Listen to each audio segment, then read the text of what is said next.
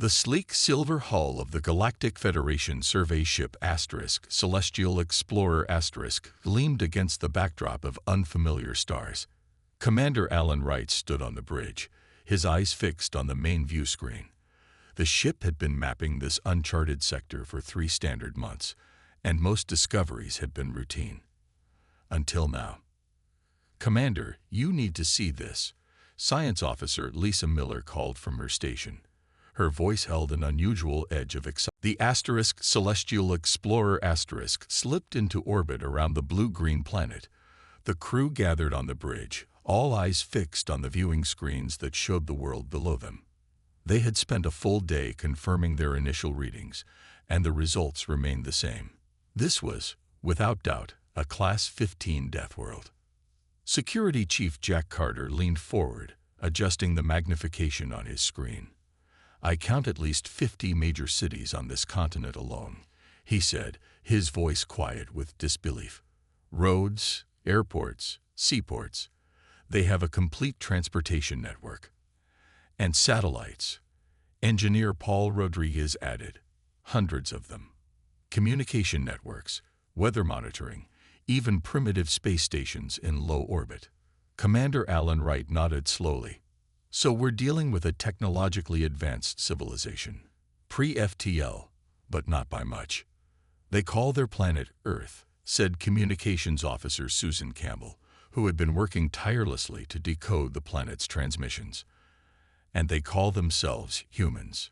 "Humans," Lisa Miller repeated, testing the unfamiliar word. "Have you been able to learn anything else about them, Susan?" Susan nodded, her eyes bright with excitement. "Their communications are complex but decipherable. They have thousands of languages, but a few are used more widely than others. I've managed to build a basic translation matrix for their most common language, which they call English." She tapped at her console, and the main screen filled with images. Humans in their daily lives, walking on streets, working in buildings, celebrating in groups, playing in parks. "They look almost like us," Diane Foster said with surprise. "Bipedal, 2 arms, 1 head. Basic humanoid form. Except they evolved in nearly twice our gravity," Lisa pointed out. "Their muscle and bone density must be incredible by our standards." Jack frowned. "That makes them potentially dangerous." Ellen shot him a look. "We're not here to make enemies, Jack." "No, sir, but we need to be realistic," Jack replied. "A species that considers this death trap a comfortable home would find our environments trivially easy to conquer."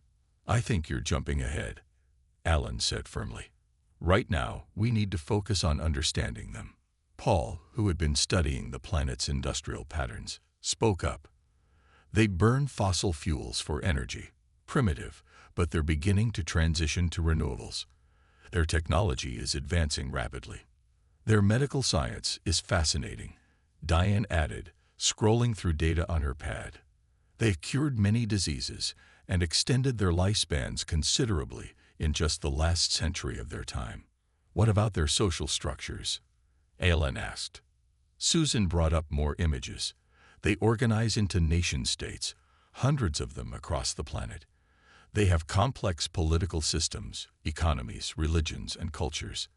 They fight wars, but they also create art, music, and literature. They're people, Commander.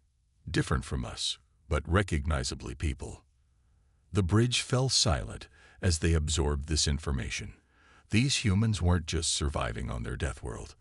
They were thriving, building civilizations, creating beauty, looking to the stars. "I've made a decision," Alan said finally. "We're going to initiate contact protocols." "Sir," Jack looked concerned. "Without Federation approval." "We'll send a report, but we won't wait for a response," Alan said firmly. "This discovery is too important. First contact with a Class 15 adaptive species.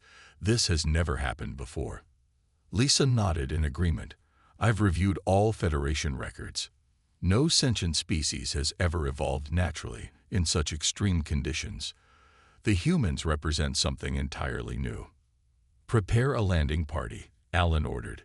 Lisa, Diane, Jack, Susan, you're with me. Full environmental suits and protective gear. We'll make contact with one of their scientific institutions. As the team dispersed to prepare, Alan remained on the bridge, watching the planet turn below them.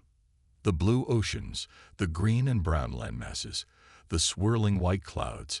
Behind those beautiful patterns lay conditions that should make life impossible. Yet down there, billions of humans went about their lives, unaware that their very existence defied galactic understanding. Tomorrow, everything would change for them, and for the Federation. The landing shuttle touched down in an open field outside a city the humans called Denver. Commander Alan Wright checked his environmental suit one final time. The readouts showed the outside conditions: high gravity pulling at his bones, toxic oxygen levels, and radiation from the nearby star that would cause severe damage with extended exposure. "Everyone ready?" he asked, looking at his team. They all wore bulky protective gear with thick helmets and air tanks. Lisa Miller nodded, her face barely visible behind her reinforced visor. "Sensors are active. I'll be recording everything." "Security protocols in place," Jack Carter confirmed, patting the non-lethal deterrent at his hip. "But I still think this is rushing things." "Noted," Alan said simply. "Susan, are the translators working?" Communications Officer Susan Campbell tested her device. "Yes, Commander.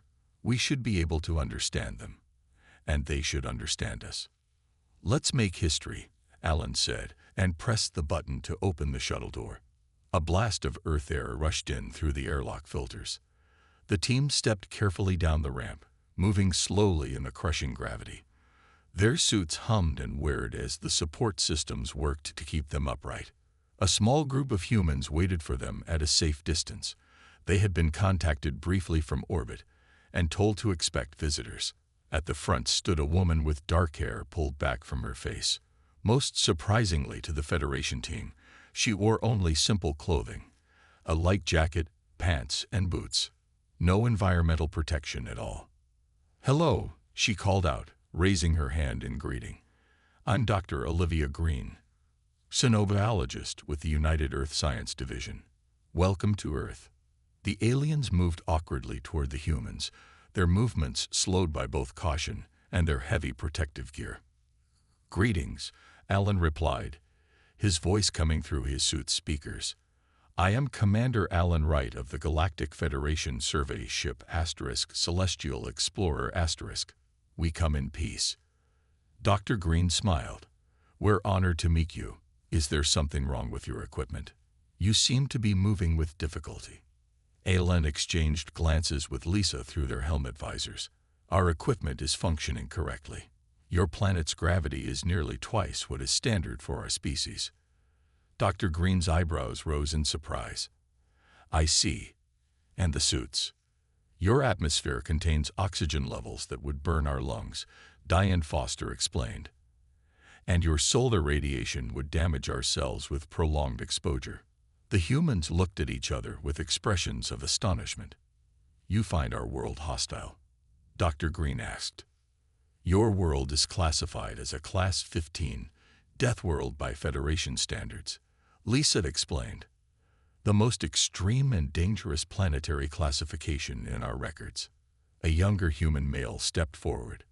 "But this is just Earth. It's home." "Exactly," Lisa said, excitement evident in her voice despite the suit's filtering. "That's what makes your species so remarkable. You've not only survived these conditions, you evolved in them." The humans seemed both surprised and amused. One of them, a tall man with dark skin, laughed out loud. "I think we need to talk," Dr. Green said. "We've prepared a meeting facility nearby. Will your suits allow you to remain comfortable for a few hours?" Alan checked his readouts. "Yes, we have sufficient life support for an extended meeting." The humans led the way, walking normally while the aliens struggled to move in their heavy gear. Paul Rodriguez nearly fell twice, unused to the intense gravitational pull. Each step required significant effort, making the short walk exhausting. Inside the building, The humans had prepared a conference room with chairs and refreshments. Dr. Green noticed the aliens eyeing the water and food with concern. "We understand you can't remove your protective gear," she said. "We don't expect you to consume anything here." As they sat down, the aliens carefully lowering themselves into reinforced chairs, Dr. Green placed a small device on the table. "This meeting is being broadcast to scientific institutes around the world," she explained. "This is a historic moment for humanity." "For the Federation as well," Ellen replied. "We've never encountered a species that considers conditions like yours to be normal." Dr. Green smiled. "It seems we have much to learn from each other." News of the alien contact spread quickly through the Galactic Federation. Within days, emergency meetings were called on the Federation capital world. Military strategists, xenobiologists, and political leaders gathered to discuss the implications of finding sentient life on a Class 15 Deathworld. Nancy Kim, the Federation's top military strategist, stood before the assembled council. Her presentation showed images of the humans transmitted from the Celestial Explorer *. "These humans have evolved in conditions we consider lethal," she explained, her voice calm but serious. "Their bone density is approximately 3 times that of the average Federation species. Their muscles are significantly stronger. Their respiratory systems process oxygen that would burn our lungs. Their skin resists radiation levels that would kill most of us in days." The council members murmured among themselves. One, a tall, thin being named Counselor Vix, raised a hand. "Are you suggesting these humans pose a military threat?" Nancy displayed a new set of images, human soldiers in training exercises. "I am suggesting we must understand the implications. A human could move freely on any Federation world without environmental protection. They would be stronger, faster, and more resilient than nearly any Federation species." In another part of the room, Federation Military Commander Frank Johnson watched the presentation with growing concern. He had spent his career studying potential threats to Federation security, but nothing had prepared him for this scenario. "What are their weapon capabilities?" he asked. Nancy changed the display. "They have nuclear weapons, but have not used them in warfare for over 80 years. Their computer technology is less advanced than ours, but developing rapidly. They have no faster-than-light travel yet. However," she paused, "their greatest weapon may be their adaptability. They live on a planet with extreme variations in climate and conditions, and they've learned to survive everywhere from frozen wastelands to scorching deserts." Back on Earth, a similar meeting was taking place at the United Nations.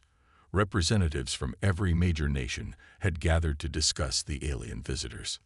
Major John Martins of the United Earth Defense Force presented his findings. "The aliens find our normal environment hostile. They struggle with our gravity.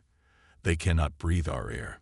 He showed video of the Federation team moving awkwardly in their environmental suits. "So they're physically weaker?" asked a representative from Brazil.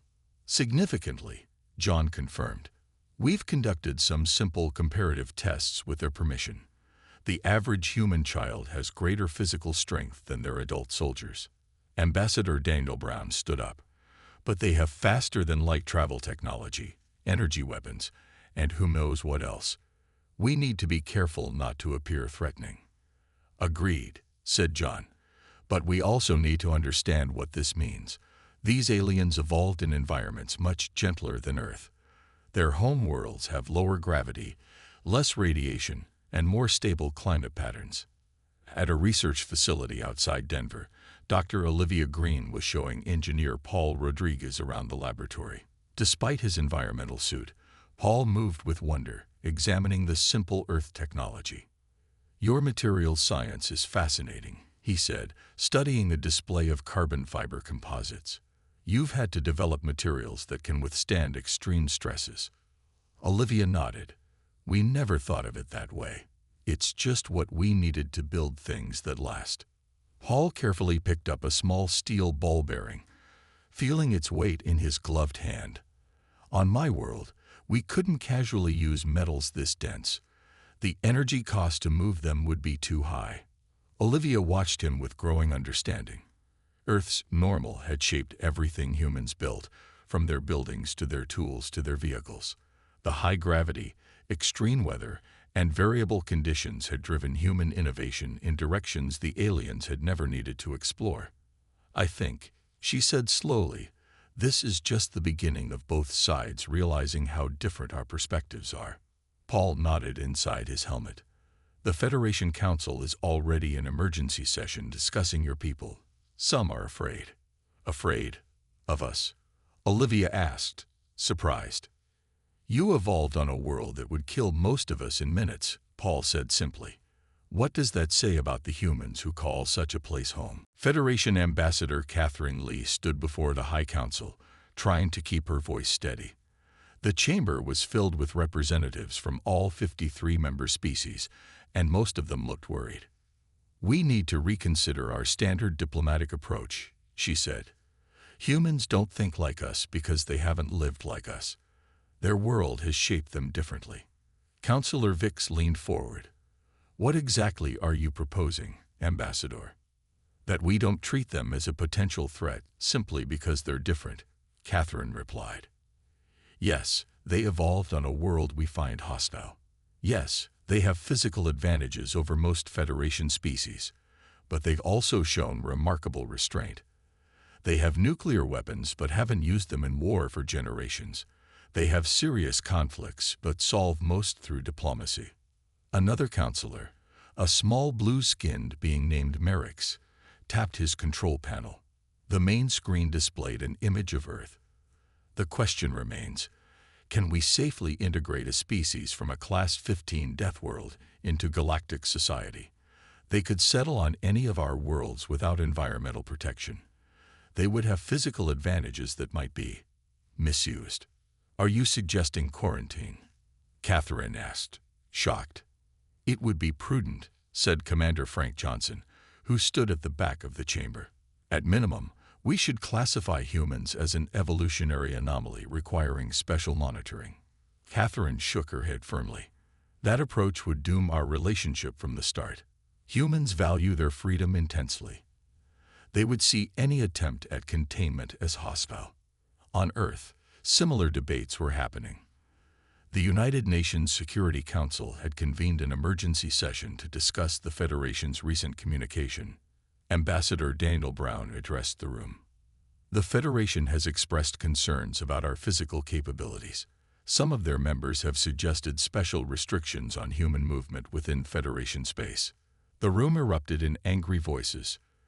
They want to treat us like dangerous animals, the representative from Kenya demanded.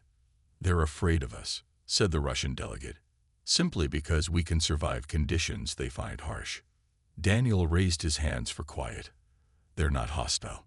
They're cautious. Remember, most of their species evolved in environments with lower gravity, less radiation, and more stable conditions. From their perspective, Earth humans are unusually robust. Being strong isn't a crime, the Chinese representative pointed out. No, but it does change the diplomatic equation, Daniel replied. We need to be sensitive to their concerns while standing firm on our right to equal treatment. At the research facility in Denver, Dr. Olivia Green was showing Commander Alan Wright a series of Earth animals.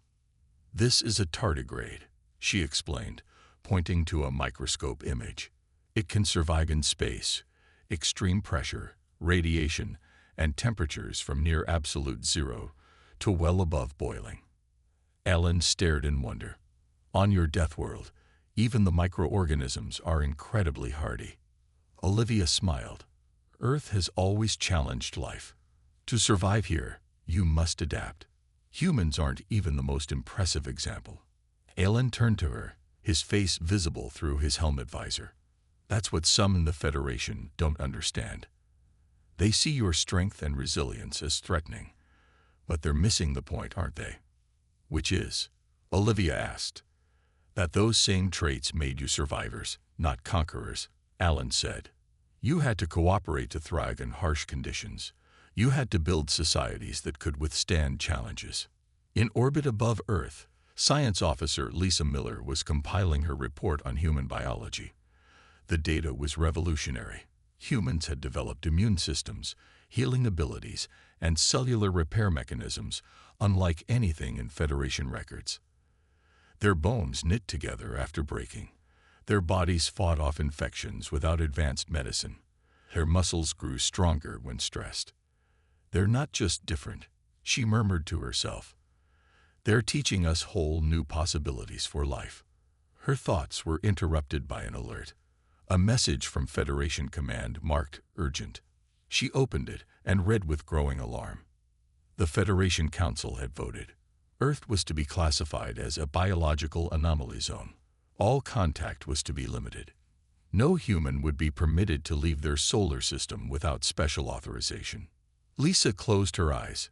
This would not go well. When Commander Alan Wright learned of the Federation Council's decision, he immediately requested an emergency meeting with his crew. They gathered in the Celestial Explorers conference room, faces grim. "This is a mistake," Lisa Miller said firmly. "Classifying Earth as a biological anomaly zone will destroy any chance of a positive relationship." Alan nodded. "I agree, but the Council is afraid. They see humans as potentially dangerous simply because they can survive conditions we find lethal. We need to change their perspective," Susan Campbell suggested. "Help them see that human adaptability isn't threatening. It's valuable." A thoughtful silence fell over the room. Then Paul Rodriguez spoke up. "What if we focused on cultural exchange instead of just biology? Let the Council see humans as people, not just physical specimens." Alan's face brightened. "That's it. A cultural exchange program. Susan, draft a proposal immediately." On Earth, the response to the Federation's classification was predictably negative. News outlets worldwide reported on the alien quarantine attempt. Public opinion turned sharply against the visitors. Dr. Olivia Green received the news in her office at the research facility. She sat quietly for a long moment, then picked up her phone. "This is Dr. Green. I need to speak with Ambassador Brown immediately. I have an idea." 2 days later, Richard White, a human xenoanthropologist, stood before the United Nations. His presentation focused on the benefits of cultural exchange, despite the Federation's classification decision. "We can fight this ruling," he explained, "or we can show them why it's unnecessary. I propose a volunteer program. Federation scientists living in modified habitats on Earth, studying our society, while human volunteers visit the Federation capital." The proposal passed with overwhelming support. Despite their anger at the Federation's decision, humans recognized the opportunity to prove themselves. On the Federation capital world, Ambassador Catherine Lee presented the human response to the Council. "They're disappointed by your decision," she said honestly. "But instead of protesting, they've proposed this cultural exchange initiative." She displayed the details on the main screen. Councillor Vix looked skeptical. "They want to send humans here, after our ruling." "Yes," Catherine confirmed. "A small group of volunteers. They understand they'll need to wear special equipment to handle our lower gravity. They want to show you who they are beyond their biology." The Council debated for hours. Finally, they approved a modified version of the program. 6 Federation scientists would visit Earth, and 4 human representatives would be permitted to visit the capital. Weeks later, Kevin Phillips and Alice Garcia, Federation biologists, arrived at the Denver research facility. Their special habitat had been constructed according to Federation specifications: lower gravity, filtered air, and radiation shielding. Dr. Olivia Green welcomed them personally. "We've prepared everything according to your requirements. You'll be safe and comfortable here." Kevin, a tall, slender being with pale blue skin, looked out through the habitat's transparent walls. "We appreciate the accommodations. We're excited to learn about human culture firsthand." Meanwhile, at the Federation capital, human astronauts Eric Nelson and Samantha Hill were adjusting to the lower gravity environment. They wore special weighted suits to prevent bone and muscle loss and took regular medication to counter the effects of the too clean alien air. "It's like walking on the moon," Eric said, carefully making his way down a corridor in the Federation Science Academy. Everything feels too light, too easy to break. Samantha nodded. And they think we're the tough ones. Imagine living your whole life in this gentle environment, then visiting Earth. Their Federation guide, a scientist named Jorax, watched them with fascination. Is the gravity comfortable enough for you? We can adjust the environmental settings if needed. It's fine, Samantha assured him. Just different. On Earth, we'd be bouncing off the ceiling without these weighted suits. Jorax made a note on his tablet. Remarkable. And you find no difficulty breathing our air. It feels thin, Eric explained, like being on a very high mountain. But the supplements help. As the cultural exchange progressed, both sides began to gain new perspectives. Federation scientists studied how humans adapted to their harsh world, not just physically, but culturally. The human capacity for art, music, and storytelling impressed them deeply. They create beauty despite hardship, Alice Garcia reported to the council, perhaps because of it. For the humans visiting the Federation capital, the experience was equally enlightening. They saw how alien species had developed technologies to work with their environments rather than against them. We have different strengths, Eric Nelson told a group of Federation students. But that makes us valuable to each other, not dangerous. Slowly, something important was beginning to change.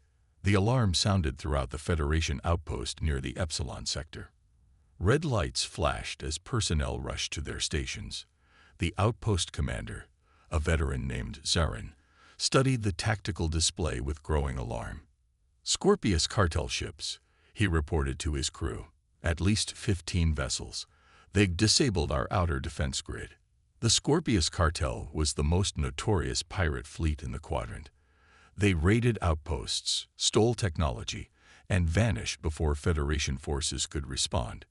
Send distress signals on all frequencies, Zarin ordered, and prepare the evacuation pods. The message reached the Federation capital within minutes. The council gathered for an emergency session, but everyone knew the truth. Help would arrive too late.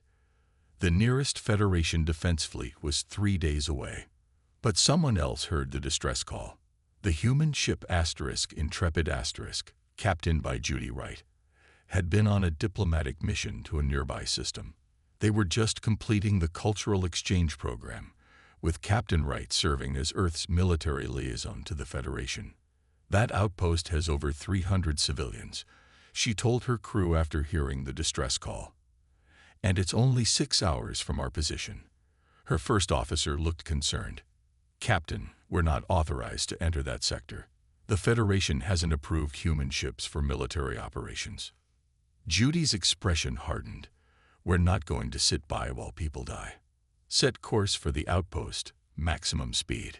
On the outpost, the situation was deteriorating rapidly. The pirates had breached the outer defenses and were boarding the station.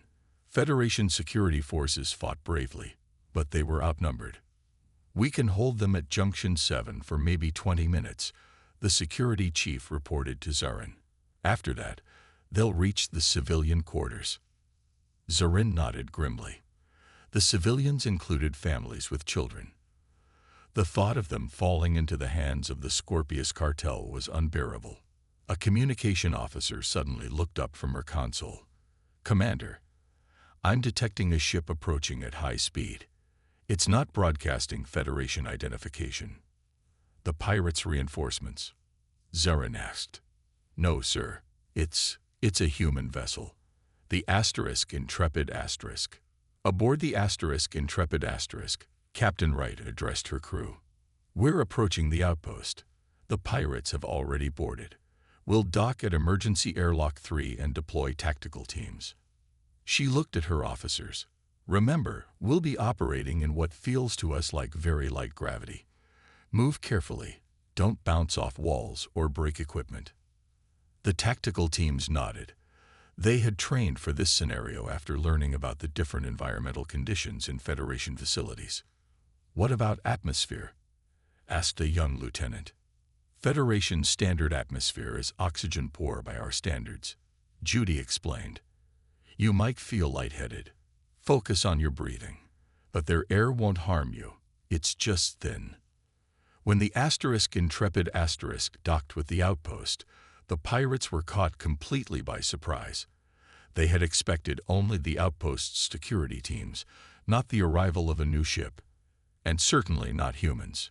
The pirate leader, a scared being named Krex, watched in confusion as the airlock opened and strange figures entered. They wore light armor instead of full environmental suits. They moved differently than any Federation species he had encountered.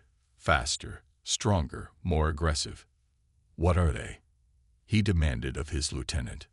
"Unknown species," came the reply. "But they're cutting through our forward units like they're nothing." The human tactical teams, led by Security Chief Greg Peters, advanced quickly through the outpost corridors. What would have been difficult terrain for Federation forces was simple for humans. The lighter gravity meant they could move faster while carrying more equipment. When they encountered pirate resistance, the outcome was one-sided. The pirates fired energy weapons, but the humans used their superior speed to take cover and return fire with precision. In close quarters, the difference was even more pronounced. The pirates, used to fighting Federation species with similar physical capabilities to their own, were unprepared for human strength. On the command deck, Zarin watched in amazement as the station's security feeds showed the humans driving back the pirates. "They're not just pushing them back," he said in wonder. "They're rescuing our wounded as they go." Indeed, the human teams were stopping to help injured Federation personnel, carrying them to safety while continuing their advance. Their medical teams followed behind, providing emergency care. In the civilian quarters, families huddled in fear as they heard weapons fire approaching. When the doors opened, they expected to see pirates. Instead, human soldiers entered. "We're here to help," a human medic named Laura said to the frightened civilians. "You're safe now."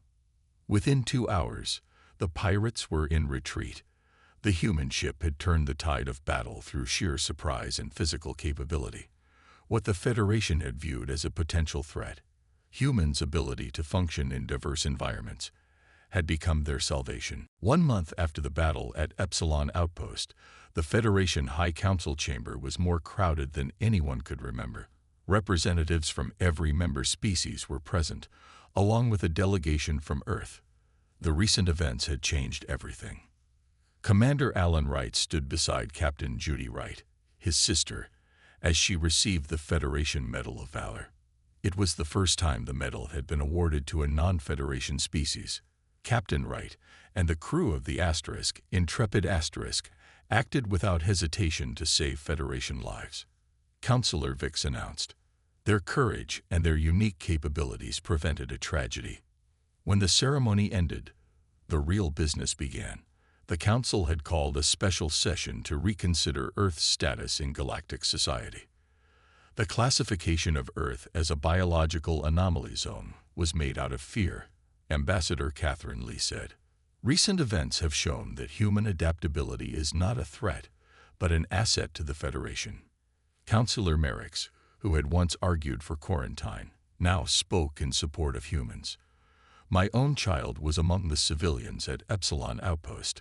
A human medic carried her to safety while fighting off pirates. I will not forget this." After hours of debate, the Council reached a decision. Earth would be recognized as a sovereign world and invited to join the Federation as a special category member. Humans will be officially classified as a Class 15 adaptive species, Councillor Vix announced. "The first such designation in our records. This acknowledges both your remarkable evolutionary path and your right to equal treatment in Federation space." Ambassador Daniel Brown accepted the offer on behalf of Earth. "We look forward to a future of cooperation and mutual respect." The formal proceedings concluded, but the real celebration began at a reception afterward. Federation scientists mingled with human representatives, exchanging ideas and building friendships. Dr. Olivia Green found herself speaking with Lisa Miller, who had recently been promoted for her groundbreaking research on human biology. "Your work has transformed Federation medicine," Olivia told her. The healing techniques based on human cellular regeneration are saving lives across the galaxy. Lisa smiled. And human engineers are helping redesign our environmental systems. The adaptability you developed on Earth is teaching us to build more resilient technologies. Across the room, engineer Paul Rodriguez was talking with a group of Federation shipbuilders. Earth material science developed under extreme pressures and stresses, he explained. Those same materials can make Federation ships stronger and safer. In another corner, Major John Martinez discussed security with Commander Frank Johnson. Once suspicious of humans, Frank now advocated for a joint defense initiative. Humans are uniquely suited for operations in hostile environments, he admitted. Working together, we can protect Federation worlds more effectively than ever before. By the windows overlooking the capital city, Commander Alan Wright stood with his sister. The city stretched below them, beautiful and peaceful in the gentle light of the planet's 3 moons. Did you ever imagine this when you first discovered Earth? Judy asked. Alan shook his head. Never. When we classified your world as a Class 15 Deathworld, we thought we'd found a scientific curiosity. Instead, we found partners. And friends, Judy added. Yes, and friends. On Earth, changes were happening too. Federation technology was helping solve environmental problems. Clean energy systems reduced pollution. Advanced medical techniques improved human healthcare. Federation citizens visited Earth in specially designed habitats, studying the remarkable life forms of the Deathworld. A year after first contact, a new Federation Academy was established in Colorado. Here, human students learned about the galaxy while Federation students studied Earth's unique conditions. The campus featured environments for both humans and aliens, allowing them to learn side by side. The first graduating class included students from 22 species. At their ceremony, the Federation president spoke alongside the United Earth president. Together, they unveiled a new monument, a simple stone globe of Earth with an inscription. From the harshest conditions comes the greatest strength. From unlikely beginnings come the strongest bonds. As Commander Alan Wright looked at the monument, he remembered his first glimpse of Earth, a beautiful blue planet that his instruments told him was deadly and uninhabitable. He had never been so happy to be wrong. Beside him, Dr. Olivia Green smiled. "What are you thinking?" "That the universe is full of surprises," he replied, "and that we're just beginning to discover them together."